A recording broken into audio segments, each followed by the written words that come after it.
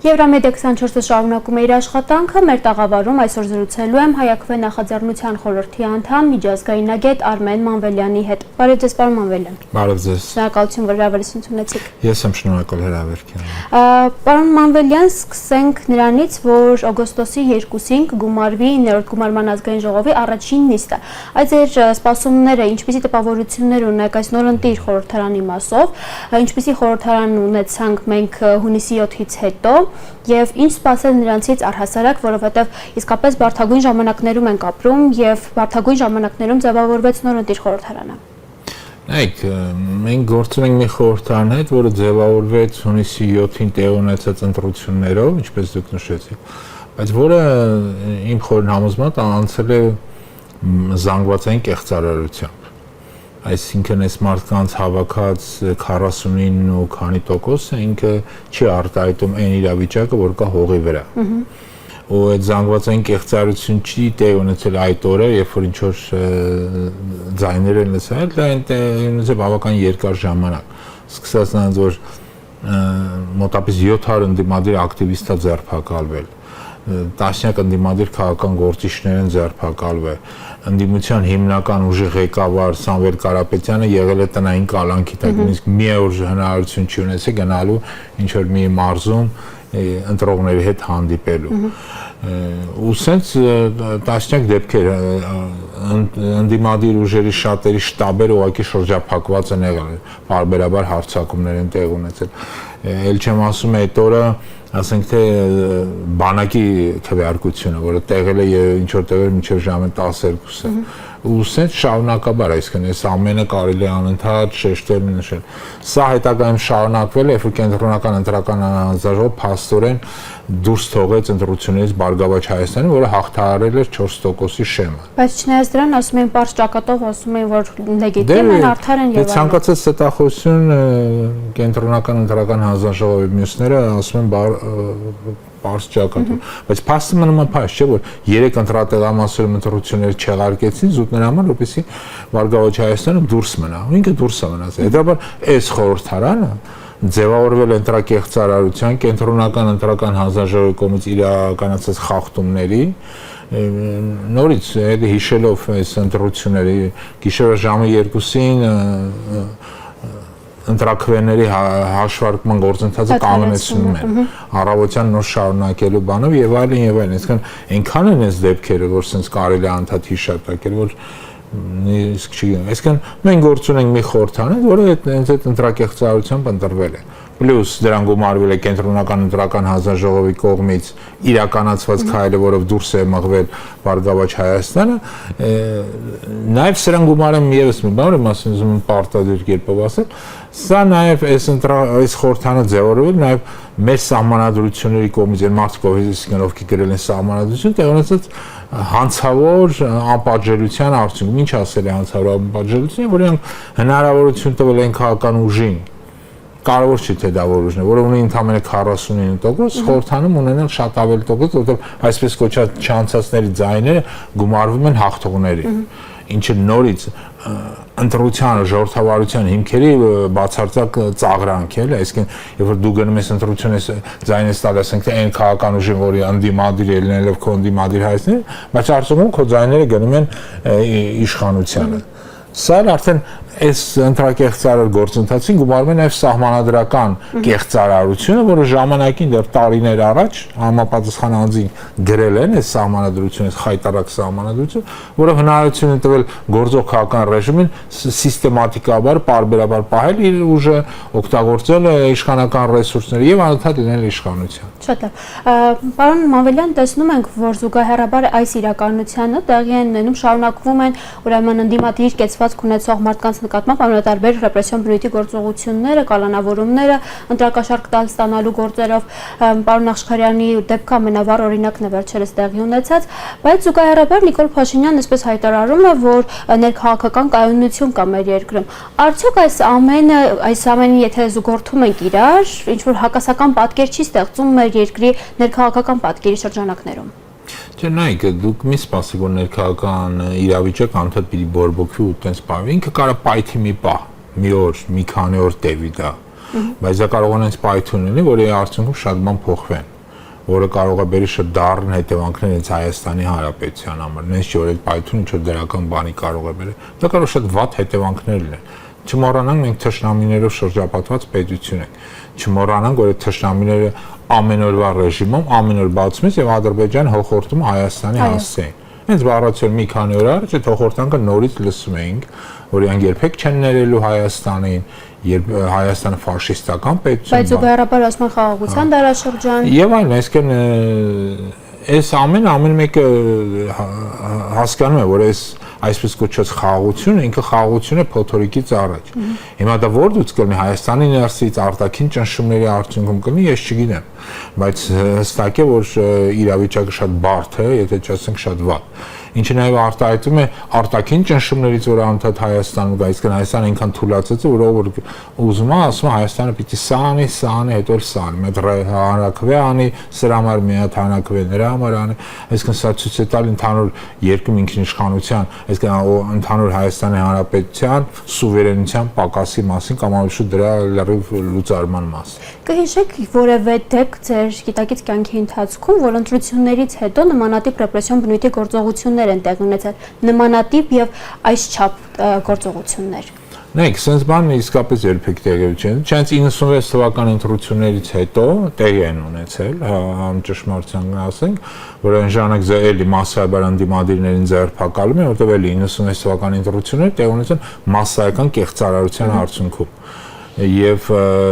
դրան հաջորդեց ընդդիմության massայական ձերբակալություն, ձերբակալում են ոչ միայն ընդդիմադիր ակտիվիստներին, այլ շատ դեպքում ձերբակալում են ընտանիքի անդամներին, ռեպրեսիաներ են նրանց բիզնեսի նկատմամբ, ինչը որ մենք նկատում ենք նաև այսօր, չէ՞, ասենք անձինս Գագիկ Ծառուկյանի բիզնեսի նկատմամբ անօրինական հարձակումները, որոնք ամենօրվա ռեժիմով կան։ Այսինքն սա,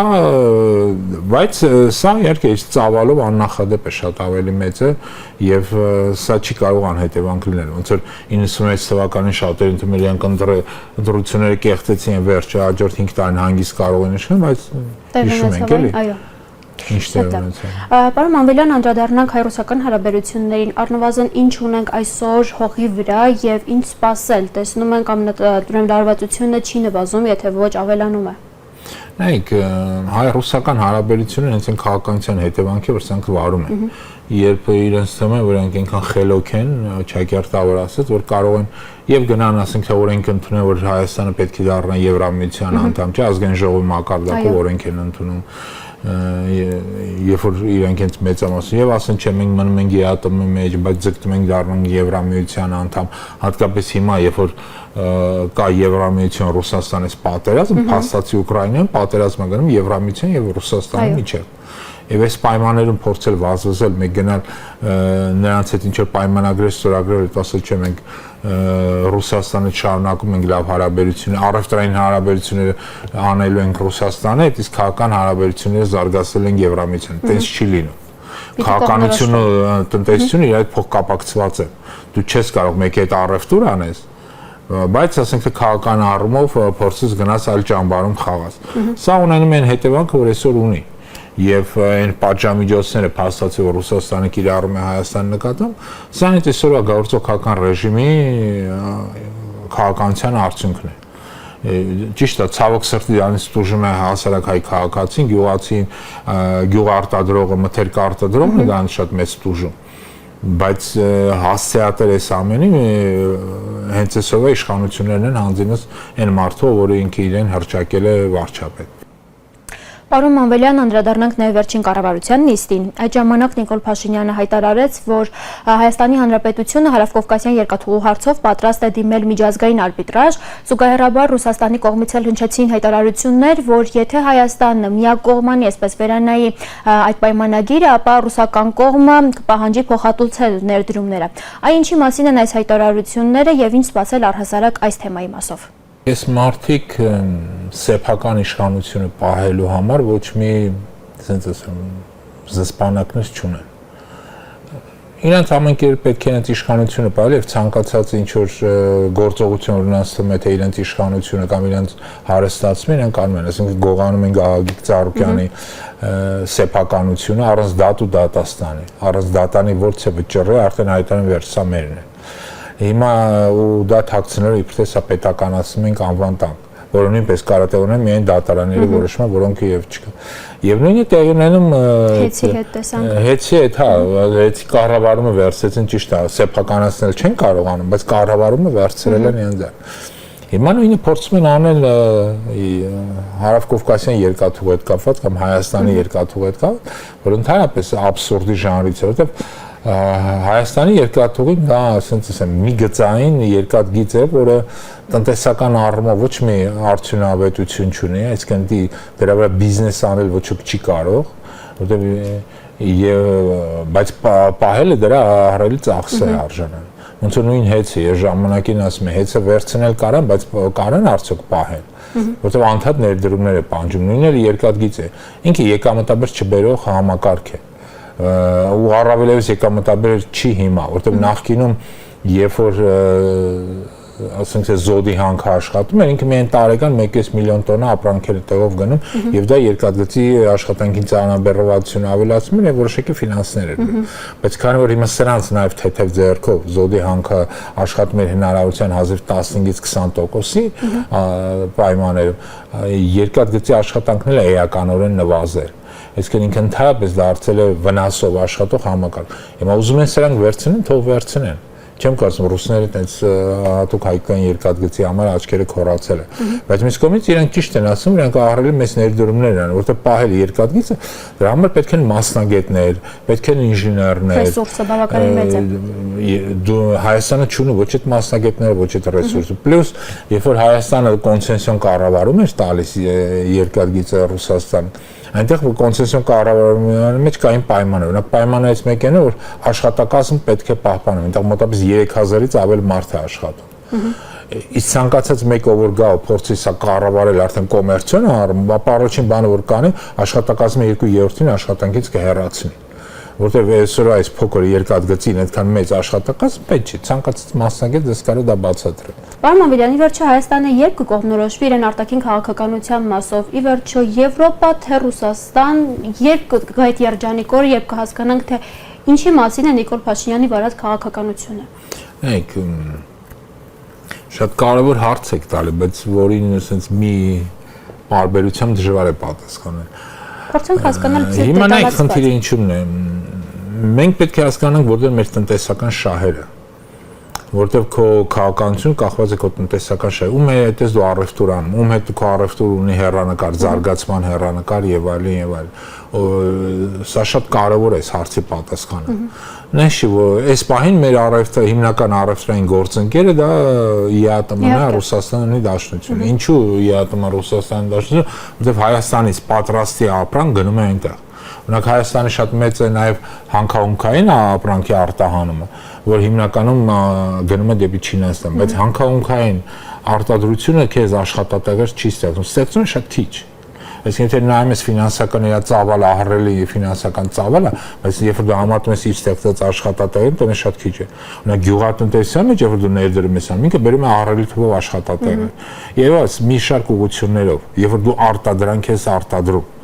այլ ոչ թե հումք ես արտահանում։ Օրինակ համար ժամանակին կար Ալավերդի մետալուրգիական գործարան, երբ որ դա գնում էր այնտեղ դա վերածվում մետաղի եւ արտահանում էր, այդ դեպքում դու նորից լրացիչ աշխատատեղեր էի ստեղծում։ Հիմա քանի որ սանց թեթև ձեռքում է Ալավերդում այլևս չկա մետալուրգիական գործարան, հետեւաբար պարզ է դառնում, որ դու պետք է աշխատես այն երկրի հետ, որտեղ դու քո արտադրանքը գնում է։ Իհարկե սա նաև որոշակի քաղաքական շահեր է պահանջում, քաղաքական համաձայնություններ է պահանջում, բայց միանշանակ է նաև եւս մեկ բան, Հայաստանը իրավունք չունի հակա-քաղաքականություն վարի, հակա-ռուսական, հակա-իրանական, հակա-ամերիկյան, նույնիսկ հակա-եվրոպական, ուղղակի իրավունք չունի այս հակաների մեջ մտնել, պետք է հնարավորինս փորձի չեզոք մնալ, բայց քանի որ ինքը իր ձեռքով գնացել ստորագրել է իր իսկ շահերից ելնելով տարբեր փաստաթղթերի տակ եւ դարձել է գերին այդ փաստաթղթերին, իրանց ստիպում են հարկադրում են դրսից հակա-քաղաքականություն վարել կամ հակա-ռուսական կամ հակա-եվրոպական եւ բոլոր կողմերից Հայաստանը դարձել է ճնշման թիրախ ու բոլորը պարտադրում են իրենց քաղաքականությունը։ Փաստացի ստացվում է, որ հայ-ռուսական հարաբերություններն այսպես տեկտոնական ժամանակահատվածում են գտնվում, երբ իսկապես չենք հասկանում, թե ինչ է ցանկանում Նիկոլ Փաշինյանը։ Զուգահեռաբար տեսնում ենք, որ տարածաշրջանում իրողություններ են եռում, ուրեմն Ամերիկա-Իրան պատերազմն է մեր քթի տակ, այսպես կոչենք, տեղի ունենում։ Արդյոք Հայաստանի Հանրապետությունն իդեմս Նիկոլ Փաշինյանի ճիշտ ժամանակահատված է գտել, որ վերանայի հայ-ռուսական հարաբերությունները։ Նայեք, նորից ես մարդկանց քաղաքականությունին չէի ցանկանա մեկնաբանել, որտեղ այդտեղ չկա էլի տրամաբանություն։ Առավելից այդտեղ չկա Հայաստանի Հանրապետության եւ հայ ժողովրդի շահերը։ Այդտեղ կա իրեն նեղ խմբակի ինչ որ անձնական շահերը, որը այս բան դժանում եմ ասեմ ինչի հետ կապված է երևի այն փողերը, որ իրանք ունեն արևմտյան բանկերում օրինակի համար կարող է որ ժամանակաժամակ դենց ինֆորմացիա կա, կախված է այն հանցանքների հետ, որ նրանք կատարել են եւ որի մասին մարդին կախվածը կարող է շատ հնարավոր փաստից, որ արևմուտքում են շատ լավ հասկանում, այս մարդիկ լեգիտիմ չեն։ Բայց փորձում են ըստ էության տպավորություն ստեղծել, որ լեգիտիմ են եւ ընտրությունները անցել են արդար եւ թափանցիկ։ Հա, բայց նույնիսկ արևմուտքում շատ լավ գիտեմ, որ ընտրությունները չեն անցել թափանցիկ եւ դրա մասին կան բազմաթիվ զեկույցներ։ Թե որ Հայաստանում ընտրությունների ժամանակ տեղի ունեցել մասսայական ձերբակալություններ եւ այլ եւ այլ։ Այսինքն այս ամենը կա։ Եվ այս ամենը սեղանին դրած է, իրանք էլ շատ լավ գիտեն, որ իրենց սիրելի Եվրոպական միությունում եւ եվրոպական մի շարք կառույցներում այս ամենի մասին շատ լավ տեղյակ են, վաղ թե ուշ դրա մասին բարձրաձայնելու են եւ դրա մասին խոսալու են։ Բայց միաժամանակ այս մարդիկ արտաքին քաղաքականության մեջ չեն շարժում նոր ասեմ Հայաստանի շահերը։ Շարժում են անձնական նեղ խմբակի շահերով եւ այո, իրենց հակառուսական այս քաղաքականությունը իրենց միշտ բերել է պարտության։ Նորից ես ուզում եմ հիշեցնեմ, հայտնի են խայտառակ փաստաթուղթը, որ սրանք ստորագրեցին 2022-ին, այսպես կոչված Պրահյան փաստաթուղթը, որով Արցախը փաստացի ճանաչեց Ադրբեջանի մաս, որից հետո սկսեց Արցախի կործանման գործընթացը, շրջափակումը եւ ապա Արցախի հանձնում։ Ինչու ստորագրեց 22-ի աշնանը, որտեղ բոլոր համոզված են, որ 22-ի աշնանը ռուս-ուկրաինական պատերազմում գնում էր բավականին ծանր իրավիճակ, հատկապես ռուսական կողմի համար, եւ շատերը համոզված են շուտով ռուսները պարտություն կկրեն եւ Ուկրաինան կհաղթի։ Սա էր պատճառներից մեկը, որ սրանք վազելով գնացին եւ ստորագրեցին խայտառակ փաստաթուղթը։ Համոզված որ շատ հնարավոր է այնց ինչ որ մարդիկ համոզել են, որտեղ այսօր արևմտյան մամուլում կա այդ բանը, որ նորից ռուսների վիճակը ճակատներում շատ ծանր է եւ իրենք պարտություն են կրել։ Չգիտեմ, հնարավոր է ասենք ինչ որ վերլուծություններ են, ասում են սեղանը, իրենք որոշում են արագ-արագ ինչ որ ճամբարափոխությամբ զբաղվել։ Շատ լավ։ Տեսեք, մի կողմից այո, մեր ներքաղաքական իրավիճակը բավականին լարված է եւ շարունակում է լարված մնալ։ Մյուս կողմից տարածաշրջանում, ինչպես նշեցի, իրողություններ շարունակում են եռալ։ Մյուս կողմից էլ նայում ենք, որ Ադրբեջանի կողմից շարունակվում է ավելի ագրեսիվ ռետորաբանությամբ խոսվել Հայաստանի մայր օրենքի փոփոխության մասով։ Այս ամենի համատեքստում ինչ օրակարգ է ձևավորվում մեր երկրի շրջանակներով։ Նայեք, սա տարբեր օրակարգ են, ասեմ, մի օրակարգ չկա։ Այսինքն իշխանությունը ամեն կերպ այն օրակարգով է գնում, որ կատարի Ադրբեջանի եւ Թուրքիայի պահանջները, ընդդիմությունը պետք է գնա մի օրակարգ, որ ոնց պաշտպանի Հայաստանի շահերը։ Օրինակ, ոնց անի, որ թույլ չտա, որպեսզի այսպես կոչված այս կեղծ անկլավները հանձնվեն Ադրբեջանին։ Արդեն Տիգրանաշենի մասին է խոսվում եւ այլն։ Տիգրանաշենի երկու անկլավի մասին Տավուշի մարզում սա բերելու է Հայաստանի շրջափակմանը։ Հայաստանը հայտնվելու է դեպի հյուսիս, դեպի Վրաստան գնալու, ապա հարավ դեպի Մեղրի եւ Սյունիք գնալու խնդիրի առաջ։ Բայց արդյոք Հայաստանի Հանրապետության քաղաքացին գիտակցում է, որ իսկապես օրը բավականին լուրջ է, հա։ Նայեք, գիտեք, էական չէ, սովորական քաղաքացին դա գիտակցում է թե չէ։ Սովորական քաղաքացին ապրում իր առօրյայով եւ իր հացի խնդիրն է լուծում։ Բայց որ ինքը խնդրի բախվում է, որ կարողանում է, չի կարողանում իր հարցի խնդիրը լուծել, ինքը նոր փորձում է պատասխանել փնտրել, թե ինչու դա չի կարող։ Որ վաղմիսի նրանք չկարողանան Տիգրանաշենով գնան դեպի Սյունիք, իհարկե այդ հարցը կբարձրանա։ Կամ ասենք թե դեպի Վրաստան գնալու համար ստիպված են լինելու շրջանցել այն նախկին ճանապարհները, որով գնում են։ Կամ որ նույն է Տավուշի մարզում ապրող բնակիչ մեկը մի օր զարթնի, տեսնա որ իր կողքի գյուղերում, որը իբր թե ադրբեջանական է, այդ անկլավ կոչվածները արդեն ադրբեջանցիներն են ապրում, այն էլ զինված ադրբեջանցին։ Այսինքն իհարկե այդ ժամանակ հարցեր կառաջան, բայց անկախ ամեն ինչից քաղաքական էլիտաները եւ քաղաքական ընդդիմությունը պարտավոր է այս հարցերի մասին բարձրաձայնել, փորձի այս օրակարգը լրացնել, ասելով որ չէ ամեն ինչ շատ վատ է, ոչ թե լավ է։ եւ այս խնդիրները կան եւ այս խնդիրներին բախվելու ենք։ Դրա համար էլ այս վերջին կառավարության նիստի ժամանակ Նիկոլ Փաշինյանը ասում էր, ինչու սահմանազատման, սահմանագծման մասին վավերագրական ֆիլմ չեք նկարում։ Դե հնարավոր է, որտեվ նայեք, Ադրբեջանը, ես կարող եմ հստակ ասել, չի գնա Հայաստանից սահմանազատման եւ սահմանազատման գործընթացի ամբողջությամբ։ Իսկ ֆրանկ ասում են հյուսիսից հարավ դա կանեն, չեն անելու։ Ադրբեջանը կգնա միայն այն մասերում այդ գործընթացին, որտեղ ինքը հողեր ունի ստանալու, ըստ իր պատկերացման։ Դա շատ հնարավոր է լինի հարավում, որտեղ ըստ իրենց ուզած է թրիկ կոչվածն է անցնելու, հյուսիսում ընդեղով, որտեղ ինքը մտնելու է եւ անկլավները վերցնի Հայաստանի թույլատրությամբ, հայկական զորքերի աջակցությամբ։ Այդ թրիփի մասին խոսեցիք, Իրանը բավականին շատ անգամներով հայտարարել է, որ սա իրեն համար կարմիր գիծ է համարվում, բայց զուգահեռաբար տեսնում ենք, որ շարունակվում է այս նախագծի թեման հրամցվել ժողովրդին։ Ինչ օրակարգ է ձևավորվում, ինչի սպասել այս ամենի համատեքստում։ Միթե Ադրբեջանը եւ Թուրքիան կօգտվեն Հայաստանի ներքաղաքական այս զարգացումներից, լարված վիճակից եւ ավելի քան կստիպեն, որպեսզի իսկապես փոխվի մայր օրենքը կամ իրագործվի թրիփի նախագիծը։ Նայեք, ստիպելու են, օգտվելու են բոլորը, եւ Ադրբեջանը, եւ Թուրքիան, եւ Ռուսաստանը, եւ Եվրամիությունը, եւ Միացյալ Նահանգները, բոլորը օգտվելու են, Իրանն էլ է օգտվելու։ Քանի որ դու խեղճ ես, խղճուկ ես, քո երկրի նախագահն Մարտին Մահոնը չեմ էլ ցանկանում տամ, դու իհարկե հայտնում ես շատ խեղճ ու խղճուկ վիճակում, եւ բոլորը սկսում են քեզանից օգտվել, քո այդ թուլությունից։ Չկարծեք, թե ինչ-որ մեկը ձեզ խղճալու ասի, չէ, եկեք շոկին, չէ, հակառակը պահանջները, որ Ադրբեջանը դնում է, հավատացեք, պահանջները գնալով մեծանալու են։ Մանավանդ իրենք հայտարարել են, չէ, որ այսօրվա ընտրություններում այս մարդկանց հաղթանակը նաև իրենց շնորհքն է։ Եթե իրենց շնորհքն է, իրենք շարունակել են նորանոր պահանջներ դնել։ Մի կարծեք, եզրափակվելու այսքանով, իհարկե երբեք չի եզրափակվելու այսքանով, այլ ընդհակառակը գնալով այդ պահանջները մեծանալու են, գնալով ախորժակները աճելու են։ Եվ ուղղակի սրանք կախված եկել են բախվել են մի իրավիճակում, որ իսկապես պետք է հանրաքվե անեն, որպեսզի կարողանան անկախության հռչակագրից հրաժարվել, չէ՞, որ ասենք ասում են սահմանադրությունը փոխեն, սկզբունքները իրենք թքած ունեն այս սահմանադրության վրա, իրենք ուզում են, որպեսզի Հայաստանի Հանրապետությունը հրաժարվի անկախության հռչակագրից։ Իսկ անկախության հռչակագիրը մեր համար էլ ավելի կարևոր է, քան այսպես կոչված սահմանադրությունը, որտեղ անկախության հռչակագիրը մեր ծննդականն է, որը այսօրվա Հայաստանի Հանրապետության ծնունդն է, ասենք ասեմ, ավետում։ Վերացնել, հրաժարվել ծննդականից, դա սկսել քո մահվան գործընթացը։ Հետևաբար սա ոչ մի կերպ չի կարելի թույլ տալ։ Եվ այն հանրաքվեն, որ սրանք փորձեն կապել ժողովրդի գլխին, պետք է ամեն կերպ պայքարել դրա դեմ։ Նախ թույլ չտալ որ հանրաքվեն լինի, եթե լինել ժողովրդին պետք է համոզել որ ընդհանրապես չգնան այդ այսպես կոչված այդ հանրաքվեին։ Դրա վտանգների մասին խոսել։ Իհարկե խոսել դրա վտանգների։ Անընդհատ էր խոսվում նաև նախընտրական process-ների ժամանակ բավականին խոսվեց այս թեմայի, մինչև նախընտրական process-ներն էլ բավականին շատ ընդդիմադիր դաշտի ներկայացուցիչները խոսում էին, բացատրում էին, բայց տեսանք որ քաղաքացիների մի ստվար զանգված գնաց եւ իրեն քվեն տվեց Նիկոլ Փաշինյանին։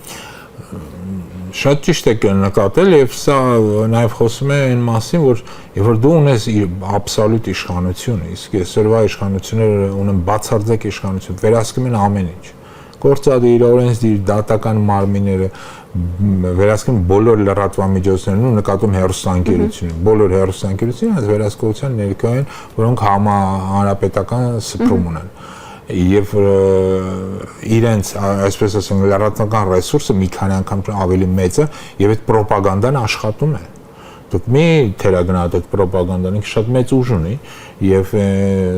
ինքը աշխատում է հատկապես որ դու բարբերաբար ստեր ես տարածում, չէ՞, այդ Գեբելսյան սկզբում կար, որ ասում ես, եթե դու սուտը մի անընդհատ կրկնում ես, ինքը շատերը համար վերածվում է ճշմարտության։ Հիմա սա է խնդիրը։ Այդ ռոպագանդան իհարկե ազդում է մարդկանց վրա, մոլորեցնում է մարդկանց վրա,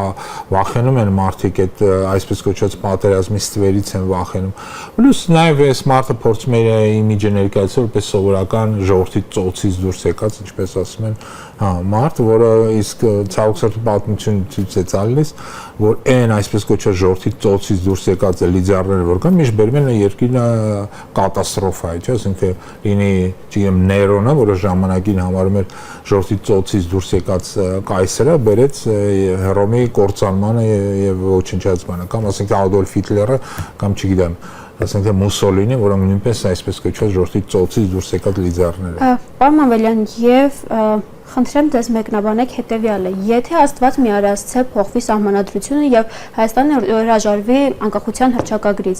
այ հնարավոր սպառնալիքները որոնք կլինեն մեր երկրի առջեւ, որ կծառանան։ Նայեք, առաջին հերթին հիշենք էլի սրանց սիրելի գործընկերոջ Ալիևի վերջերս արած հայտարարությունը, որ ինքը ճանաչում է Հայաստանի տարածքային ամբողջականություն, բայց դեռ չի որոշել թե ինչ սահմաններ։ Սա պատահական չի ասված։ Այսինքն ինքը հայտարարել է, որ ես եմ որոշելու ձեր սահմանները։